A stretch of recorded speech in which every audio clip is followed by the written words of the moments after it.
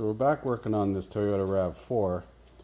It lasted about 2 days and the AC wasn't working again. I brought it back in and I was picking up refrigerant traces in the cab of the vehicle from the vents, but I think it was actually picking it up from the inlet going into the air induction. I watched a video on South Main Auto and he mentioned that he got caught almost once with a leak in this area on the condenser. I'll try and get that foam out of the way. There's a bracket on the top of the condenser. The mosquitoes are biting me. There you can see it. You can see the dye.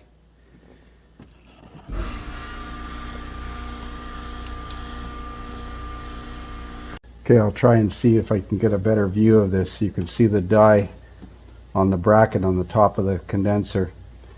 And when I was running it in the shop, I think the refrigerant was leaking out of the top of the condenser here, and it was being drawn in by the air induction system and then blowing into the cab, because when I went outside and closed the hood, I didn't pick up refrigerant in the evaporator core area. So we're going to order up a condenser for this thing. So remove the two 6 mil, 10 mil headed bolts from the corner here and here, and then the Phillips headed bolts here. I had to use an impact screwdriver on them, and a couple of push pins here. Then the inner fender has one small bolt here and one push pin here, and you can pop the clips out of the inner fender. Again, this molding stayed on this side, the other one broken on the other side from a previous accident. Now there's some fasteners on the bottom, so we're going to lift the car up and undo the fasteners on the bottom. So there's the front bumper cover off. There's a bunch of 6 mil bolts on the bottom with 10 mil heads. Take them all out and disconnect the fog light connectors. I had to cut the block heater cord because it was pulled through the grill and the aftermarket end was put on it, so we'll have to fix that after. That's minor. Now it looks like we got to remove the headlights, because all of this stuff has to come off. Do we? Yes, I guess we have to, yeah. There's that spot where it's leaking. I'll show you better when I get the headlights out of the way. So remove the headlight fasteners. There's one here, one in here, one up top, and one on the side.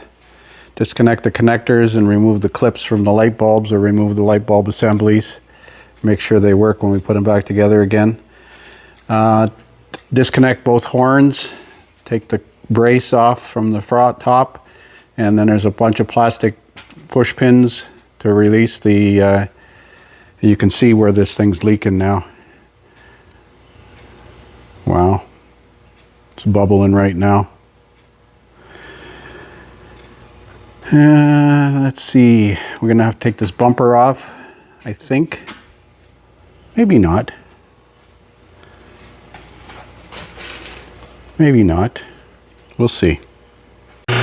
So I think I can remove the condenser without pulling the bumper off, because it lifts straight up, like so. I'm going to recover what's in here now. I'm recovering it now. And we got to run to town to pick up the new condenser. So there's a new Spectra condenser. It's modified. It doesn't have the steel bracket up here, which causes the problem in my opinion. The dissimilar metals cause galvanic corrosion to occur. Don't forget to take the little rubber grommets from the bottom ears here and put new O-ring seals. I've installed new O-rings, and I put PAG 46 oil, about an ounce, in the condenser, and it does come out of there quite easily. So there's a new condenser installed. It fits perfectly. Like I said, these upper brackets now are not steel screwed into here, which I think causes the problem because of the galvanic corrosion. And new O-ring seals. I'm drawing it down to a vacuum while I finish reassembling here. I'm going to charge it before I put the front cover on, just to double check these fittings here. Well, isn't that just wonderful? Power went out. Guess I better hook up my Lightning to the shop so I can continue working. So using my Lightning for backup power. Turn the compressor off though. It won't run the compressor because of the startup current. And that stupid compressor is finicky to begin with. But we can continue working.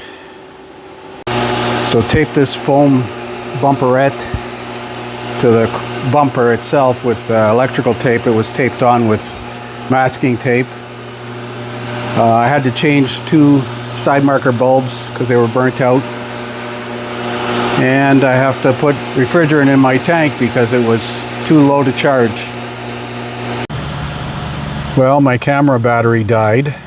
The power's back on now and the car is all finished.